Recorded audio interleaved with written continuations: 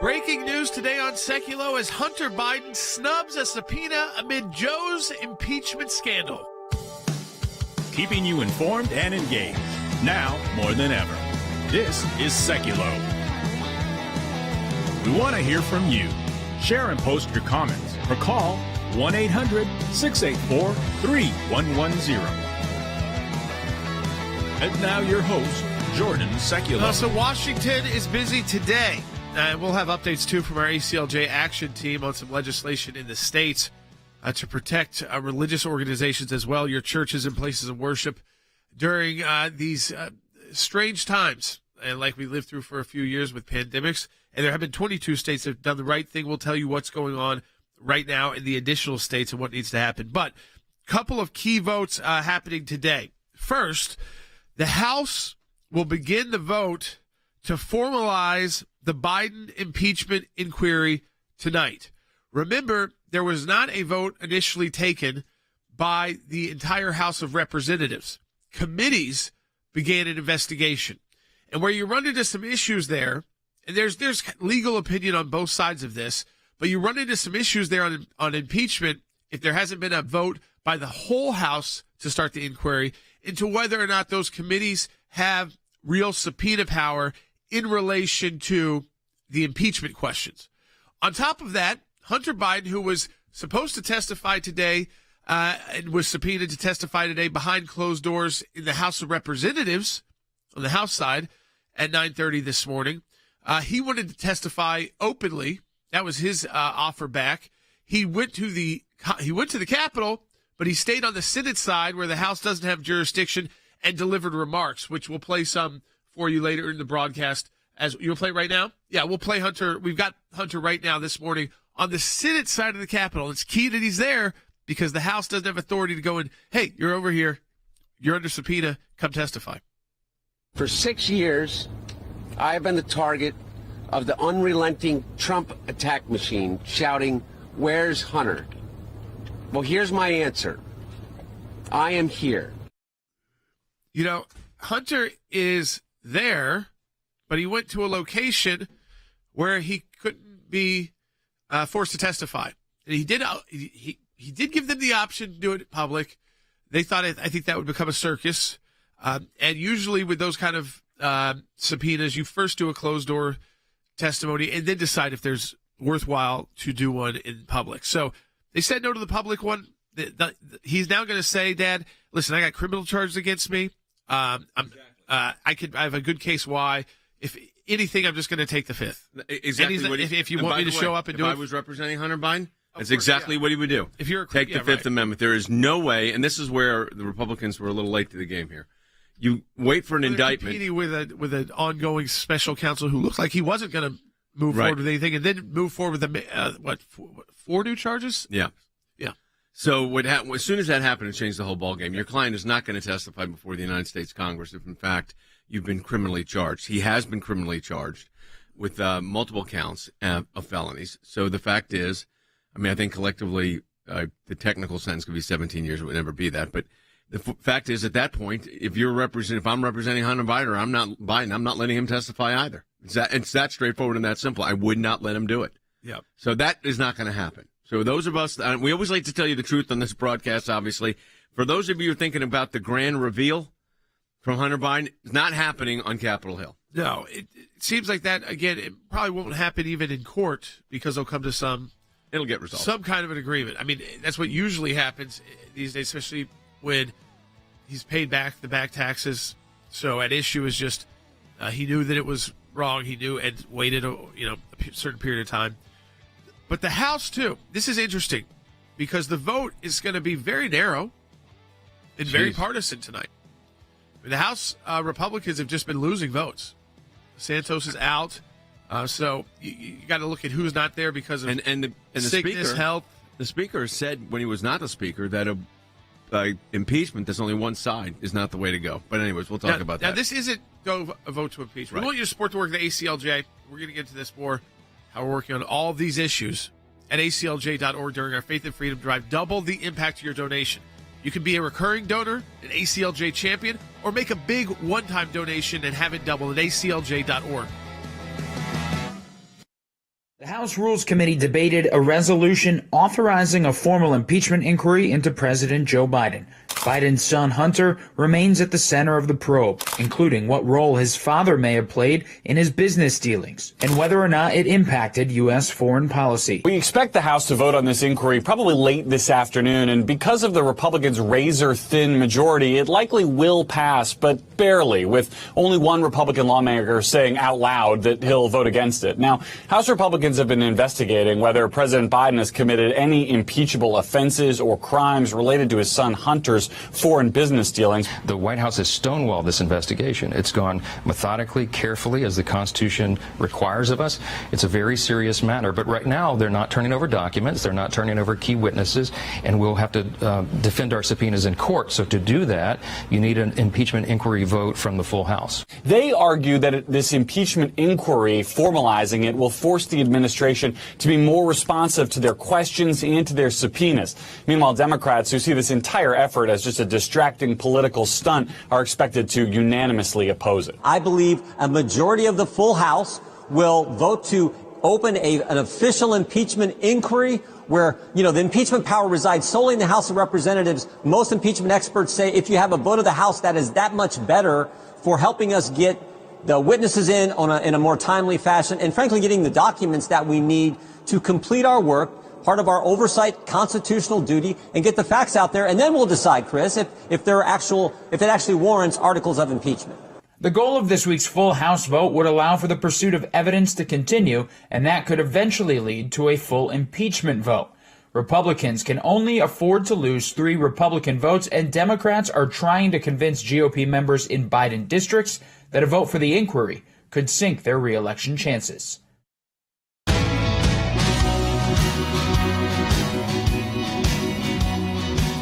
Welcome back to Sekulow. We'll take your calls on this too, 1-800-684-3110. The vote the House is taking today is not whether to impeach Joe Biden. They've come to the kind of end of the road with what they could do, Dad, with the committees. Yes. Because the committees, though there's been argument back and forth for years at the Department of Justice, sometimes it hasn't really gone into court, but it's whether or not the committees investigating whether there should be an impeachment without the full vote by the House authorizing them to do so have then subpoena power on that issue.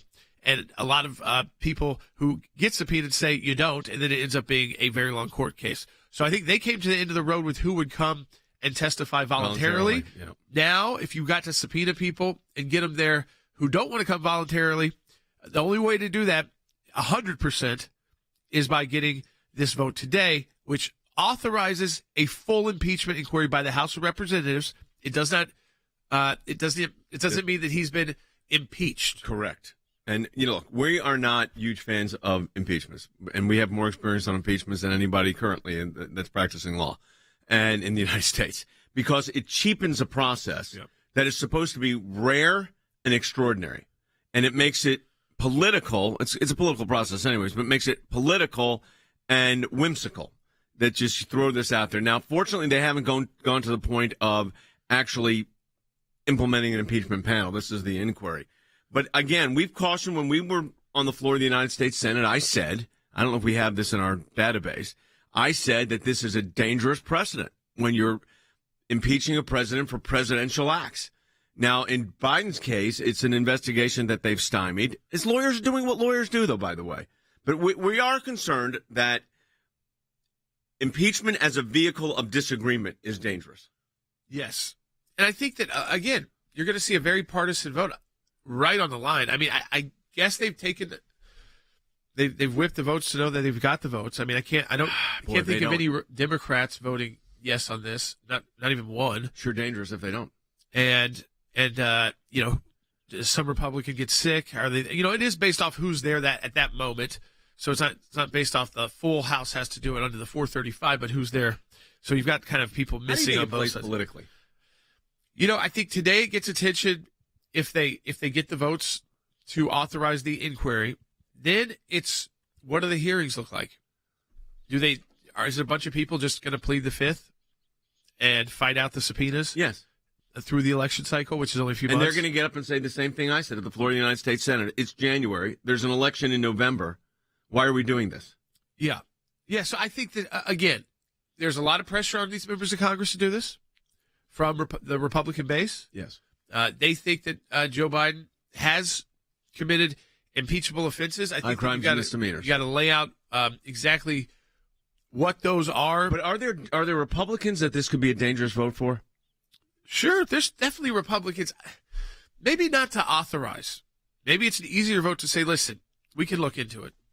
We're not saying he's guilty. We're just giving the committees the power to get the answers so that we're not just sitting up here talking about hypotheticals anymore. So they don't have to keep doing it, TV interviews where they think, well, we might have this, or we got one page of this document, or on this phone call, Hunter said this, and his dad said, how's the weather? And then he went to this meeting at Cafe Milano, but they didn't talk about anything. And no one's really under the gun. Cafe Milano comes up a lot. Is that a big deal in Washington? It was a very big deal in Georgetown with the foreign world, so the ambassadors world, because it's on that side of D.C., not the Capitol Hill side of D.C. Right. So you got closer to where vice presidents, residents, all this, that area would be.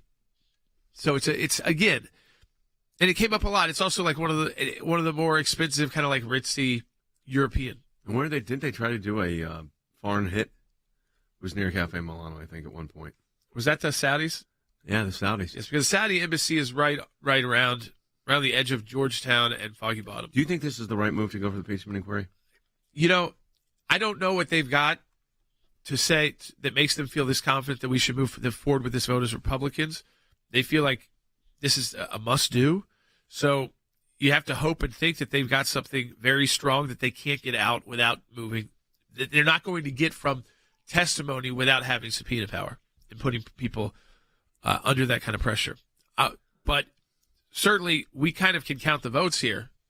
And I think that Joe Biden, listen, you know this, folks, because the Senate is a lot more moderate than the House, would likely at this point, based off what we know right now, get more acquittal votes from Republicans than Donald Trump ever got.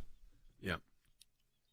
I mean, than Donald Trump ever got from Democrats, which she didn't get any. Yeah. So, well, we'll see what happens. We'll I think they're the second impeachment of Donald Trump, there were like 4 or 5 Republicans switched, but I think you'd get 10 plus Republicans voting not to impeach Joe Biden, along with all the majority of the Senate. So then you don't even carry you can't even carry the impeachment. You're losing if you even get to that point. Now, hopefully they won't. Maybe this is the way to say, listen, we're going to see if there's the evidence, and maybe we're going to be the fair party that says, you know what?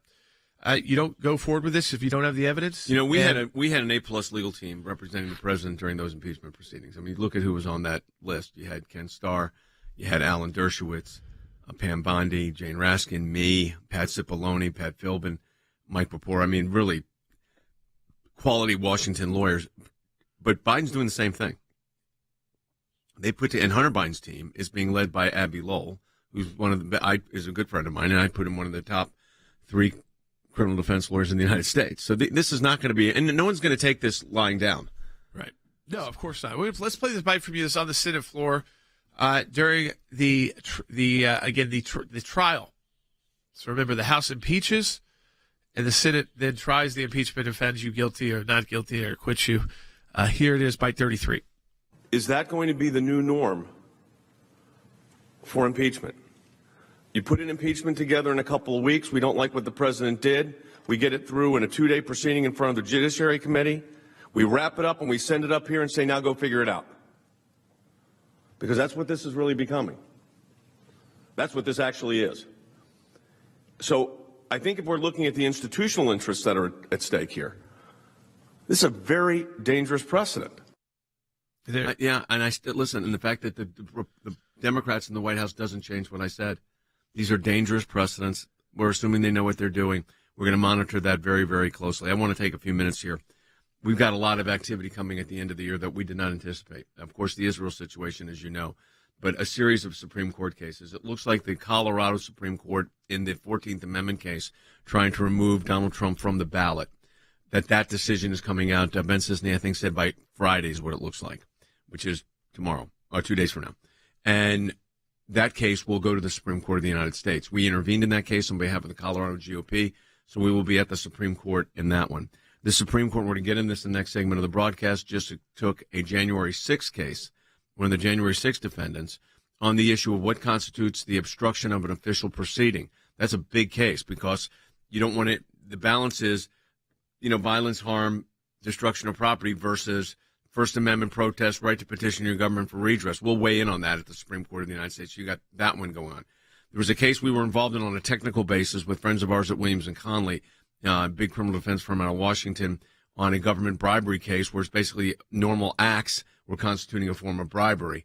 And again, this is the criminalization of of doing your position. And we're involved in that. Then you've got the Israel matter, and that's going on. The Supreme Court also took, and we'll talk about this in the next coming segment, took the abortion pill mandate case. Now, that's another very interesting case on how that could impact elections, because this was the case involving the abortion pill really during the COVID crisis. Right. Where you could basically have this prescribed without a meeting with a doctor. Telemedicine, I think, is the issue. You still had to get it's still a doctor had to call. I mean, did it ever get to the point where you could just buy it over the counter? No. But it was you didn't have to have a doctor. And one of the issues with it is that you can bleed out with this medicine. And that's why usually the procedure is that you take the medicine at a medical facility so they can monitor you and make sure you don't. Yeah. And under COVID, because medical facilities were so packed, they said, we can't do this anymore. And then they wanted to extend this throughout the Not particularly a great world. case for the pro-life community at this particular time. Is that what you're concerned about politically? Yeah, I mean, I don't. Again, I think for the Supreme Court makeup, it's an interesting case because you've got a lot of administrative procedure issue problems here. I can see them looking at that. We're not in a pandemic right now, right? So why are we bypassing what the FDA's original? It's a very important But it brings case. up the kind of most basic abortion issue, and it lets them kind of push for that issue of, hey, 50% of abortions are done with these pills, and that's done within first few weeks of pregnancy. Yeah. So we are nearing the halfway point in our Faith and Freedom Drive. Many of you have reported for duty, which we appreciated, as ACLJ champions, those who are making a vital difference with their monthly recurring gifts. That's how you become a champion, making a monthly gift. But we still have a way to go to reach our goal. We need 600 new champions by the end of the year. Have your tax-deductible gifts doubled at the ACLJ at aclj.org. Marie from Illinois told us she supports the ACLJ because you fight for justice for the American people. And we just listed the cases that we're involved in. Whether it's a one-time gift or becoming a monthly champion, your support today is crucial for our fight for liberty, life, faith, and freedom. Please stand with thousands of our supporters who have reported for duty as well. Very important. Become an ACLJ champion. If you can make it a monthly, if you can make it a one-time gift, that's great, too. And we got a $5,000 gift yesterday. We're not expecting that monthly from that person. We appreciate that so much. ACLJ.org. What does it mean to be an ACLJ champion? Becoming an ACLJ champion means joining us in the fight for liberty, in the fight for law, in the fight for peace, in the fight for freedom. The battles being fought in courtrooms right now will decide what kind of future our kids will have tomorrow. So when you join as an ACLJ champion, we now actually have a baseline to know what we can possibly accomplish. And look, the dream is vast. Being a champion means that you get to come alongside churches who are being zoned out of properties, who are being forced to obtain liquor licenses simply to operate, coming alongside students who are being told they can't read their Bible in school or even bring it. Becoming an ACLJ champion allows us to take on more cases internationally. In places where Christian persecution is happening on a daily basis. The need for the defense of these Christians is overwhelming, and we can't do it without you. Becoming an ACLJ champion means getting into a fight with deep state elites who are attacking our school children, who are attacking pro-life Christians. We have lawyers right now winning in courtrooms across the world, but none of it would matter without the ACLJ champions. Simply put, we don't win unless ACLJ champions continue to step up. We can't do what we do without you.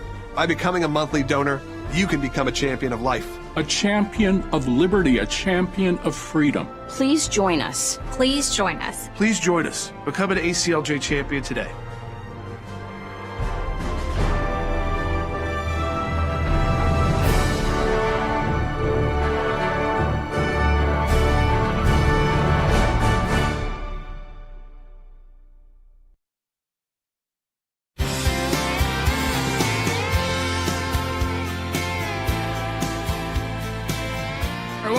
to Sekulow. We are working on something important, too, in states across the country. It's called the PRAISE Act, the Protecting Religious Assembly in States of Emergency Act.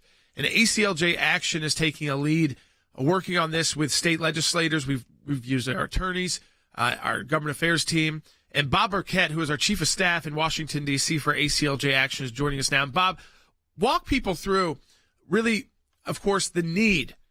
Why 22 states? And they've gone about it in different ways. One, we worked with in Oklahoma, went about it one way by saying that churches are these are always going to be places that are essential to operate during a pandemic. In Tennessee, they basically said you've got no power to regulate over churches even during these pandemics or emergencies, including national emergencies. But so we've got a model for states, but the majority of states still have not adopted this law. Right. Yeah, Jordan. So, we here at ACLJ, we love federalism. We love the 10th Amendment. We love the laboratories of democracy. But it also has made it a little complicated to implement something like this across the country. We are champions of the First Amendment. As you mentioned, 22 states have found the issue of church closures during the pandemic, right? We all remember COVID. Unelected public health bureaucrats kind of abused their authorities to rescind basic freedoms because people felt unsafe. So you have places in like California and Kansas come to mind where there are secular businesses, including things like strip clubs, that were allowed to stay open while churches and other religious institutions were forced to close. So we just want to make sure that the other 28 states, in the event that there is a future public health state of emergency or some other state of emergency, are able to keep their churches open or maintain access to religious services. And the same loophole used by public health authorities in the last pandemic, in the event of some future pandemic, hopefully it doesn't happen anytime soon, but if there is one, we want to make sure that churches are treated the same as the kind of least restricted secular institutions or group of secular institutions by the state or local governments. I mean, Bob, we saw, the facts are there when you shut down the churches across the country. And you can, people there, you can tune in. It may be that, a lot of churches did that because that was their only option, was to broadcast on YouTube or Facebook, or if they didn't have a TV ministry at all. But we saw what happened when people stopped interacting, and you saw the drug crisis that we're still facing in our country now skyrocket, alcoholism skyrocket. People weren't going to work. People life stopped in many ways. They were still getting checks, but they were sitting at home, and they didn't have the checks and balances that the church provides. And it's why, many of these states that have adopted this have said during times of emergency, churches and other religious institutions, we're not just talking about Christian churches here, they provide essential services. They keep people sane. They let people who are in crisis have a place to go. And, of course, none of this, Bob, would force a church to say you can't have mask, or you can't have to, if we need people to be separated, or maybe we have to do more services so we can accommodate our members. They can go about it the way they want. It doesn't force them to do anything. It prevents the states from saying, you know what, we'll keep that casino open because that's good for taxes. But churches, they're tax exempt. We'll keep them closed. Right, absolutely. You mentioned the importance of community. Community is essential, especially during hard times like during the pandemic. It would have been nice to have a community to spend time with and directly interact with. And, you also hit on another important point, right? I think the main pushback against legislation like this would be, well, there are instances in which you don't want people to convene because a disease could be highly spreadable and contagious, and you don't want people in small groups then creating some sort of super spreader event. But you hit on the key point of this, which is it's not preventing that from happening. It's just deferring to the church. It's deferring to civil authority, the church, and kind of the common sense of people to say, hey, maybe we shouldn't meet at this time. But it's not a government bureaucrat stepping in and saying, no, don't meet, you can't meet. It's the church would take it on themselves to say, no, we don't want to meet because we perceive it's too dangerous. So that's... Yeah. Bob, conservatism at a fundamental point. Yeah. Yeah, Bob, I think one of the biggest issues that everyone had during this period of time was the desperate treatment that took place between, Walmart and a church, the casino and a church. There were more regulations placed on the church than any of the other institutions. The churches are smart enough to do the appropriate thing. If you're letting a retail store open with tons of people, doesn't mean you don't have stand back 6 feet. I still do that now. I just think it's better practice. The idea is to give really equal footing here. That's what this PRAISE Act does. Correct? Absolutely, yeah. It's just making sure that a church is treated the same way as any secular institution. And I guess not just any secular institution, but the secular institution that's granted the greatest degree of freedom. So a church could never be more restricted than any other sort of secular institution. And one other important aspect of this, which kind of ultimately ended up happening, a lot of the churches were suing the state or local officials because they were closed. And something else our legislation does is creates a private right of action so that religious institutions have that mechanism to sue. And some states already have, a Religious Freedom Restoration Act, so that may already exist. But in the states that don't have a RFRA, we thought it was important that churches have a private right of action to seek recourse and make sure that they can stay open if public health authorities once again choose to abuse their power. Now, people can take that's what we do at ACLJ Action, but it's unique on this matter because, Bob, we're targeting, and that's part of what ACLJ Action does, 28 states and their legislatures. So we have the list up for people, and it's interesting list. It's not just all blue states. If you're in Alaska, Georgia, you're not protected right now. Michigan's not protected. Mississippi is not protected. Missouri is not protected. I'm just going through some of them. And then, of course, some of those states that you would think would be on there, like New York, but North Carolina, not protected. Pennsylvania, not protected. We are asking people who are residents of those states to specifically go. We've got a prepared letter, and it'll get sent to their legislators to pass this model legislation. Correct. Yeah. So if you go on acljaction.org, we have, as the most prominently featured article, the white paper on the PRAISE Act, a little more information about it, kind of why we felt this was necessary, as well as our list of 28 targeted states. And also there's a link to the letter that you can click on to send to your legislators. And, as Jordan mentioned, it will only be available to send if you are in one of the 28 targeted states. So for those of you in the 22 states where you're protected, there may not be a call to action here. But if you know state legislators that may be interested in championing this cause, we encourage you to put us in touch. We're looking for lead sponsors and champions in all 28 states. You can do that at aclj.org/help too. So if you may be a state legislator listening right now, or know one very well, contact us and we'll get that team with you. Perfect example of why your support of the ACLJ is so critical. We've gone from Supreme Court cases to discussions about protecting churches and giving them equal footing. All of that work goes on at the ACLJ. We need 600 new ACLJ champions between now and the end of the year to hit our goal.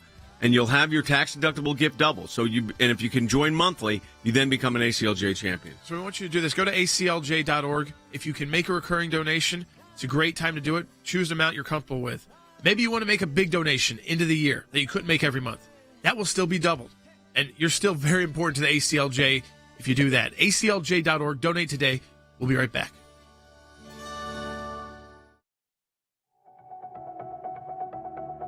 Here's how to become an ACLJ champion.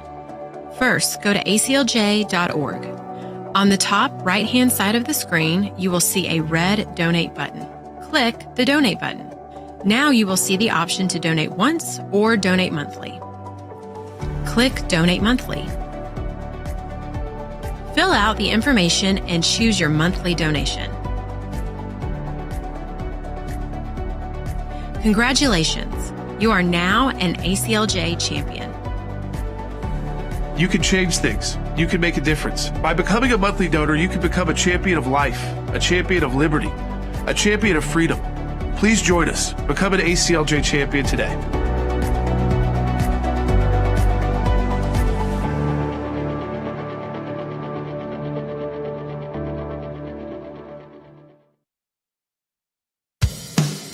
keeping you informed and engaged. Now more than ever. This is Sekulow. And now your host, Jordan Sekulow. Okay, so we talked impeachment. We've talked about protecting your churches during a national emergency or anything like we went through with the pandemic, which they weren't, and we saw how that became a mess for people because they lost their place to meet. They lost that interaction because churches were deemed non-essential instead of essential services like they should be, just like the grocery store and other places of worship as well that people just need in their lives to stay on track, especially when everything else was off the tracks. You were staying at home, you were getting paid, but your kids maybe weren't even going to school for a while. Then they were going virtually for a couple hours, and you couldn't go anywhere. And you saw alcoholism go up, drug use go up. We're still dealing with those problems right now of homelessness and the drug crisis that hit the country. And so we're fighting back at ACLJ Action. On the impeachment vote inquiry, and again, you want to call us on it, 1-800-684-3110. We want your opinion as well. This is not a vote tonight to impeach Joe Biden. It's a vote to give Congress the authority, the full authority to subpoena the people they want. Now, they can subpoena the people they want, and they can take the fifth. They can also come in and testify, listen, I've done this. I've said this to you 3 or 4 times under oath. I have no more information on this because it's been a while. It's been a full term of almost of a presidency. Yeah. And then even if they did have the votes ultimately at the end to impeach, they don't have them in the Senate. So here's what I'd like to know from our listeners at 1-800-684-3110. Are you in favor of this vote for an impeachment inquiry? Like Jordan says, it's not an impeachment. It's an impeachment inquiry. Or are you not? And there's arguments both ways. We know that. So there's not a right or wrong answer here. We're taking your calls, 1-800-684-3110. Let me say this, that there's a January 6th case from one of the protesters that were inside the Capitol that has now been accepted, surprisingly, by the Supreme Court of the United States for review to determine whether the actions of these particular January 6 protesters equated with obstruction of a congressional act, or, as the dissent pointed out, Judge Katsas, who's an excellent judge on the D.C. Court of Appeals, said this infringes the First Amendment's right to petition the government for redress of agreement, free speech, and the ability to freedom of association. It's a very important case. And whatever your thoughts are about all of this, let me tell you what my thoughts are. We got to protect the First Amendment and all this. So the ACLJ is going to be filing a brief at the Supreme Court on that. Another matter at the Supreme Court is President Trump. And that will affect President Trump. That is one of the charges he's facing. And, of course, he was not a rioter. He was giving a speech and then tweets. And we've all seen those messages where he said, go home, stop doing this. And when the first messages were, if you're going to protest peacefully, the police are on our side. So, I mean, again, there were a lot of First Amendment issues with his case. These were people who did break it. These were people who have charges of going into the Capitol. And they're still, the Supreme Court saying we need to look at this to see. The specific charge. Does this go too far? In other words, they have other criminal charges they're facing. Yes. But does this go too far? So that's a big case at the Supreme Court. We're filing in that. The Colorado case, I mean, we've been saying this for a week, but any day now we're getting the decision from the Colorado Supreme Court in the attempt to keep President Trump off the ballot. We were successful in that case, as we have been in a half dozen cases. But that one is likely, if it were to go in our favor, they will take it to the Supreme Court of the United States. If we were to lose, we're going to take it to the Supreme Court of the United States. So that's case number 2 at the Supreme Court of the United States. Case number 3 at the Supreme Court of the United States involves the abortion pill case and the denial of using the required procedures for authorization. So a little bit technical, but very, very important. We're filing in that case as well. And then finally, at the Supreme Court of the United States, this has all just happened, by the way, in the last 48 hours, folks, a case where we filed a brief. We've been very concerned about the federal government's attempt to basically stifle these governors, like Bob McDonald, from doing their job by tying everything into a form of obstruction. And we won the McDonald case 9-0 at the Supreme Court. Well, there's another one up now. Our friends at Williams & Connolly, big law firm in D.C., is handling it. They asked us to come in and file an amicus. We did. The court granted review. We'll be filing there. Jordan mentioned the Christmas cases we're working on. Of course, our work on Israel. The ECLJ just finished today after a 2-week-long delegation trip. So, folks, this is where you come in. We want to get 600 more new ACLJ champions. Now, some of you can only do a one-time gift for, $20, $30. That's fine. That's going to be doubled. It's great. Some of you can make a large gift. We got a $5,000 gift yesterday. We're not expecting you to do that every month. We're not asking you to become a champion. You are a champion when you do that, obviously. And then many of you can give monthly. And that's when you become an ACLJ champion. So go to aclj.org/faith and freedom. Back with more. The ACLJ's work at the UN Human Rights Council is extremely important. We're taking specific, concrete action to protect those that cannot speak out for themselves. The Human Rights Council is the entity within the United Nations body that is responsible for promoting and protecting all human rights. I now give the floor to the distinguished representative of the European Center for Law and Justice. Thank you, Mr. Vice President.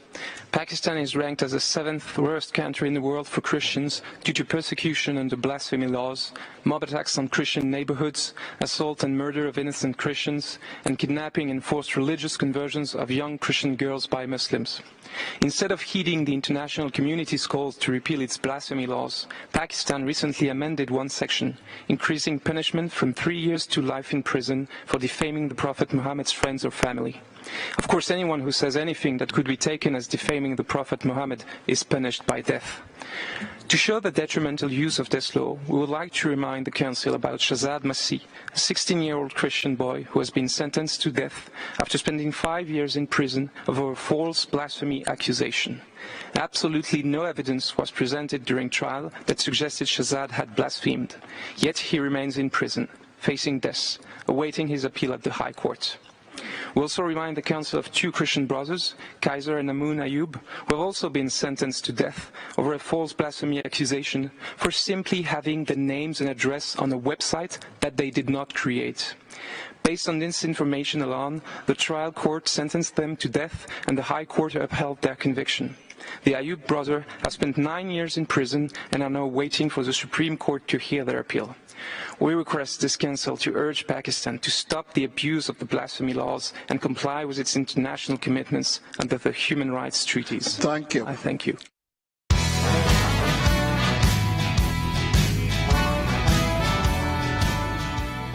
All right, welcome back to Sekulow. We are taking your calls, 2-100-684-3110.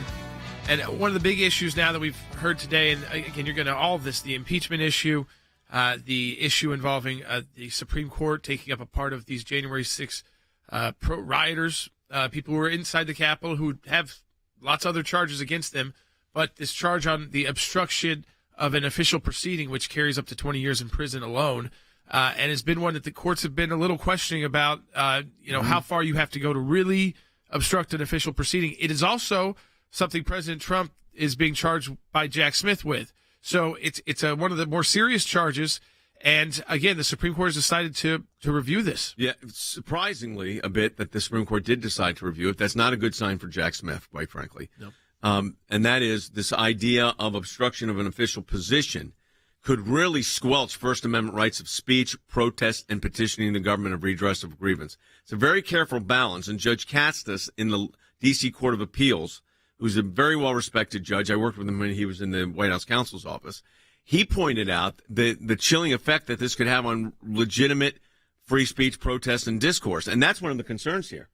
I think that's what the administration and all the people that have gone after Trump, the chilling effect of it all is really what they're shooting for. I believe they are trying to stop free speech by going after all these accounts.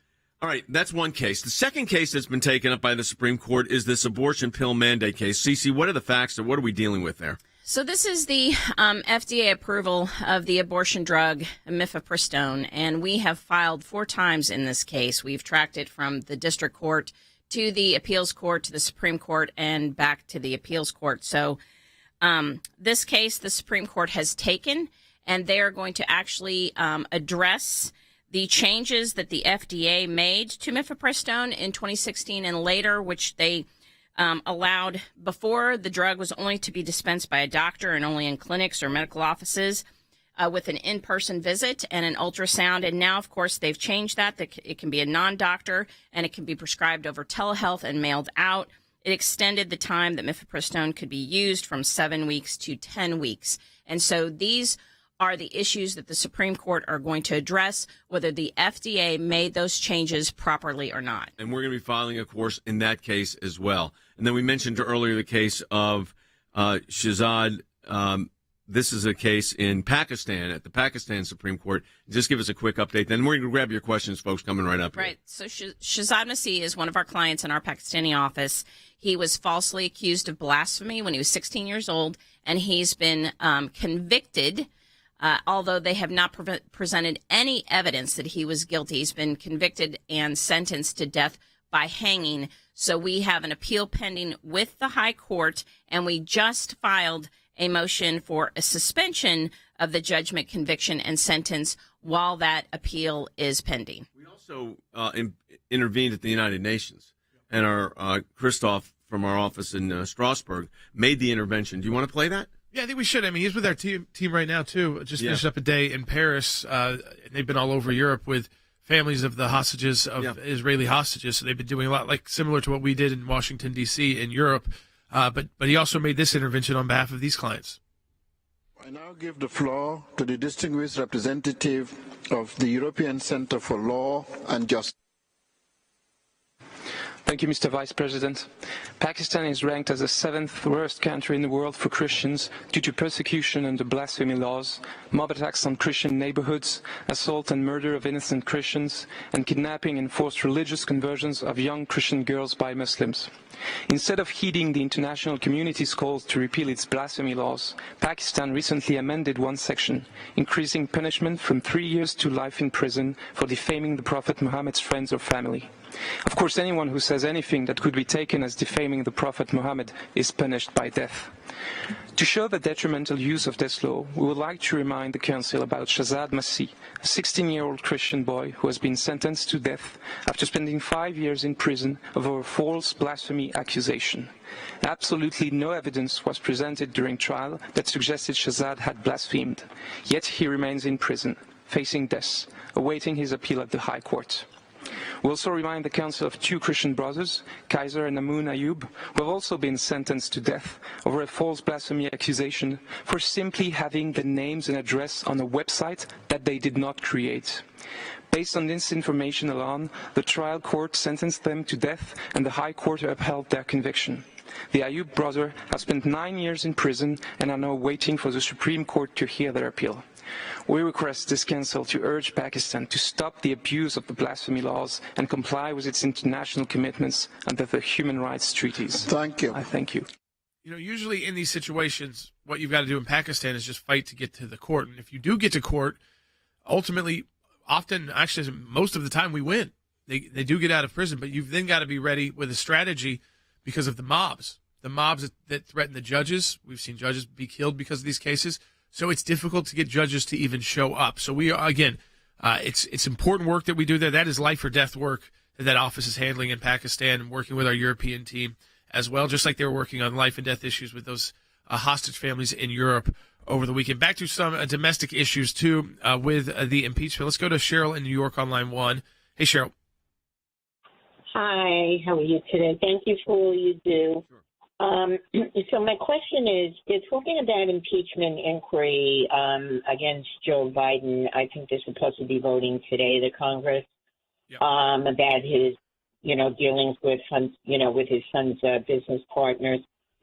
But my question is, why are they not talking about impeaching him for what he's done with the border?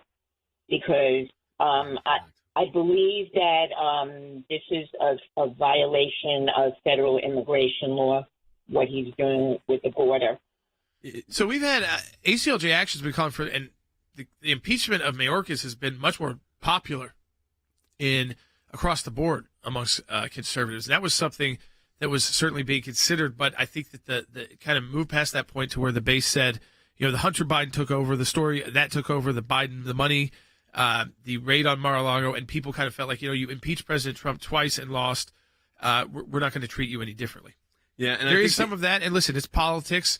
And they asked for this it's hard to do an impeachment based on a policy you disagree with. That should not be a high crime or misdemeanor. That was like the first impeachment. Which was exactly, it was a Ukraine policy, and they didn't like it. Right. So, remember, Vindman didn't like the policy. The Ukrainian American who wanted us to be much differently involved in Ukraine than President Trump did while he was making deals, trying to make deals with Russia so that they wouldn't invade. And you Ukraine. don't want a situation where they're gonna bring all this up, and they don't have the votes.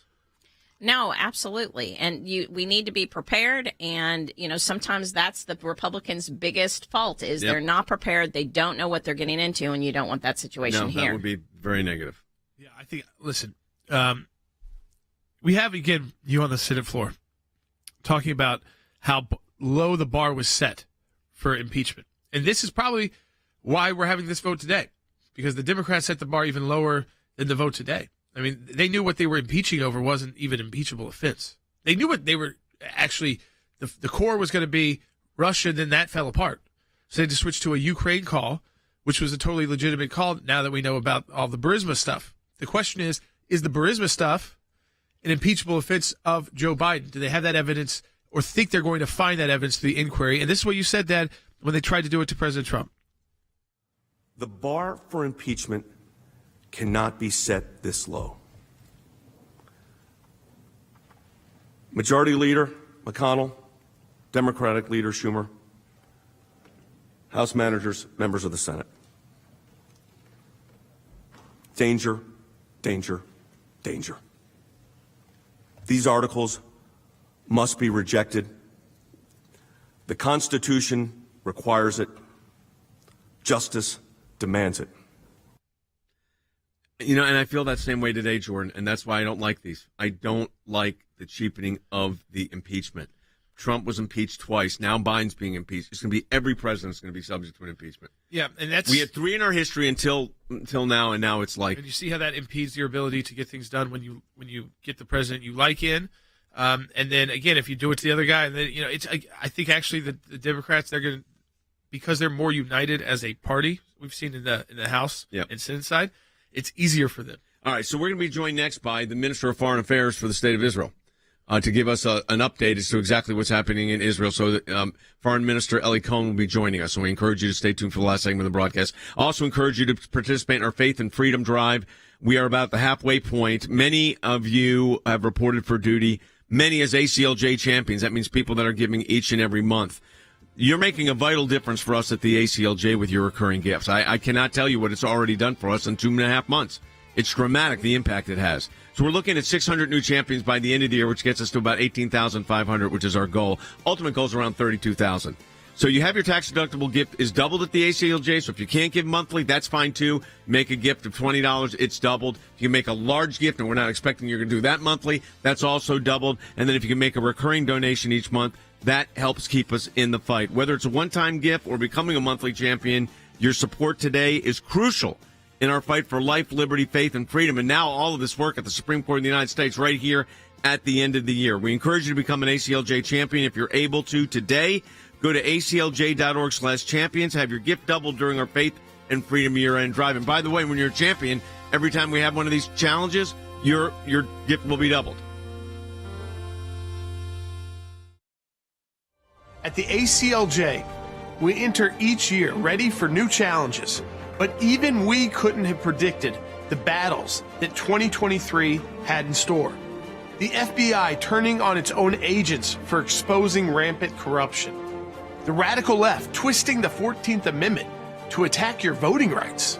Hamas carrying out the most horrific attack on Israel in history, leaving 1,400 innocent Israelis dead and another 240 abducted. The challenges of 2023 have been daunting and heartbreaking, to say the least. But that's why we are here. When faith and freedom come under attack, the ACLJ takes action. And because of our ACLJ members and champions, we were not only able to take on these legal battles, but we have achieved major victories. These victories encourage us and remind us that these fights are worth fighting. But even with these monumental victories, we know there will be more challenges, more battles, and more surprises in 2024. Not to mention, we are heading into what we believe is a critical presidential election. The attacks on faith, freedom, and the Constitution never stop, but neither does your ACLJ. Our Year in Faith and Freedom Drive is underway, and every crucial gift will be doubled to prepare us for the coming legal battles. We are blown away at the generosity and commitment from all of you, and we know that we could not have achieved any of these victories without you, without your unwavering support in 2023. And with your continued support through our Faith and Freedom Drive, we will achieve more victories in 2024. Please donate today. Go to aclj.org.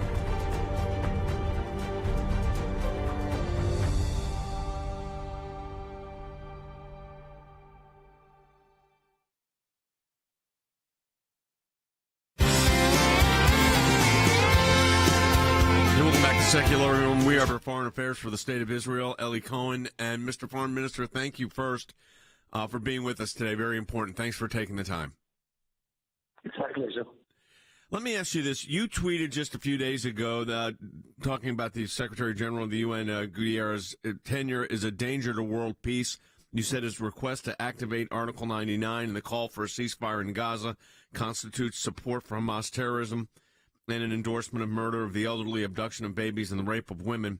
We know the UN's bias on Israel. We are very active at the United Nations and have backed Israel for 4 decades. Do you believe the UN is now taking an active, more of an activist type of role in support of Hamas? I don't think that all the UN, but I think that specifically Antonio Guterres, which actually, if we receive this offer, the meaning that the Hamas was remain, and we give a prize to this terror organization.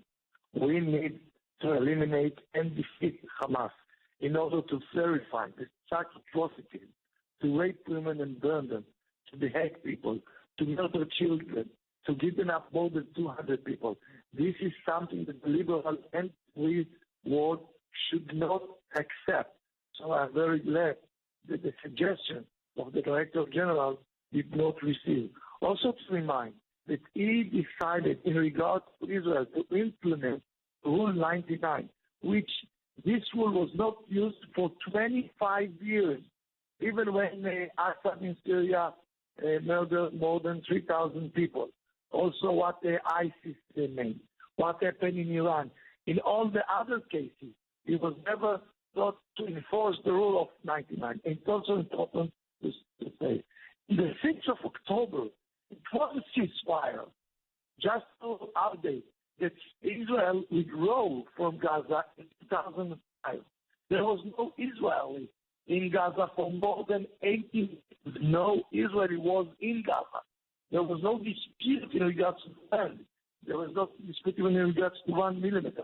But still, they attacked Israel in a very brutal way. It's important to say clearly, we are not fighting just Hamas. We are actually fighting Iran, which we are fighting the Islamic Jihad, the Hezbollah in the north, the Houthis from Yemen, which is 2,000 kilometers from Israel. So we are the last frontier of the West, and we are fighting in order to verify that the West will not be next. You know, it's interesting. I've said that exact statement, that this is a proxy war for Iran. When you look at the situation now, I know that we do a lot of work at the International Criminal Court in The Hague. We've presented defense of Israel at the ICC. Israel, of course, like the United States, is not a member of the court, but they have these inquiries. Mr. Foreign Minister, when you look at what you just said about Iran and their involvement in this and their leadership of this, it's almost as if the United Nations is ignoring the real facts of what's going on here. Definitely. There's one thing that all of us should ask ourselves. How can Iran still be a member in the UN? How if the one member calling for a destruction for another member, which Iran is calling for destruction of the state of Israel, she is still a member in the UN.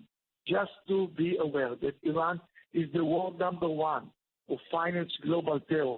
She finances Hezbollah, Islamic Jihad, the Houthis, the IRGC, and all the others, which is financing them, all of them. So therefore, we should also continue. Last question I want to ask you, and that relates to some of the international tribunals. I know that the chief prosecutor of the ICC was just in Israel. The bias that office has had is well known and well documented. I've appeared before there in numerous occasions. I wanted to get your sense on the international tribunals like the ICC, and do you have any sense that they will take a role in actually examining the atrocities and war crimes committed by Hamas? I think we should wait, but I want to let you know that we have a film of 46 minutes, which concentrate part of the atrocities. And I think that everyone who saw this film, it speaks for itself. And the important issue is that the Hamas terrorists, they filmed the video and they publish it. They glorify of burn people alive, of murdering people, of shooting the head of children, and they filmed those videos. So I think that anyone who is calling to a ceasefire, it's actually a prize to the terror. We all should be united against a ceasefire. We all should be united to eliminate the terror organization. This is not just for the security of Israel. This is also for the future of our region in all parts. Minister Cohen, this is Jordan Sekulow, and I had a question for the American people and for our audience. They ask us each day, they know the groups like ours, the ACLJ, can come together, but what can they be doing talking to their neighbors, their people at their places of worship during this holiday season to help Israel? They want to do what they can. They love the state of Israel and the Jewish people, but they want to know, what can I do? What can they do in their own communities? What we need to do is to fight anti-Semitism. This is what we need to do. We need to keep on the human dignity and for the liberalism and the freedom of the people. This is what we are fighting. And actually, right now, in the days of Hanukkah, and I'm here in Yad Ezer Lechaver, which we are lighting a candle with the hostages, the families, and also with the Holocaust survivors. We should all say clearly, never again to such atrocities, never again to such attack by terror organizations. This, we should all be united. We keep saying last question, but this, I promise, will be the last question. You mentioned the hostages. We represent a number of the hostages' family. We've filed before the UN.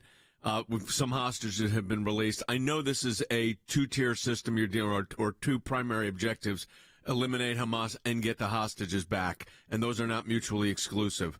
Do you see any chance at this point of a renegotiation, as we saw back last month with this temporary cease in activities, or do you think that time has passed? For us, the life of each hostage is the entire world. So we will definitely not end this war until we will achieve our two main goals: to eliminate Hamas and bring all our hostages back. So definitely we will do anything from our side to bring the hostages to their families and relatives. Eli Cohen, Minister of Foreign Affairs for the State of Israel, thank you for being with us today. Thank you for taking the time. Thank you very much. Thank you. Bye-bye. Bye-bye. Folks, that was great to have the Foreign Minister of Israel just joining us live on the broadcast. And I think it underscores, too, the importance of the work of the ACLJ. We have these relationships with top leaders around the world. We have leaders on our staff like former Secretary of State Pompeo, the former acting director of national intelligence and ambassador to Germany. You've got Rick Grinnell. You've got Tulsi Gabbard, a former member of Congress and presidential candidate. We need you to support the work of the ACLJ. This month is the most important month. Keeps ACLJ Jerusalem working hard with those relationships so we can bring the foreign minister on the air to you with the best information possible about what's happening in Israel, and also how you can support Israel. And you know you can do that by donating to the ACLJ with our Faith and Freedom Drive. Donate at aclj.org today.